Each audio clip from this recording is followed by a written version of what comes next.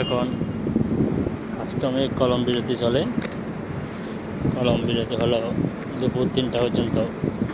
Custom কর্মকর্তারা কোনো কাজ করবে না, কোনো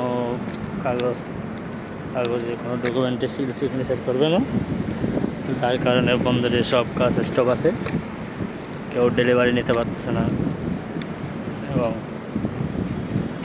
এক্সামিনের জন্য পারমিশন নিতে পারতেছে না, কন্টেনার করার জন্য ওপেনিং নিতে পারতেছে না। মোটামুটি কাজ বন্ধ আছে, সবাই অপেক্ষা করতেছে কোনো জায়গায় হচ্ছে সেন্টারটা। আসলে চট্টগ্রাম বন্দর যেহেতু বাংলাদেশের হৃৎপিণ্ড, সেহেতু হৃৎপিণ্ডকে চলমান রাখতে হবে সবসময়, নাহলে বাংলাদেশের প্রাণ অতি সন্নিকট যে কোনো মুহূর্তে চলে যাবে। কারণ হৃৎপিণ্ড যদি সুস্থ না থাকে তাহলে বেঁচে থাকাটা কঠিন।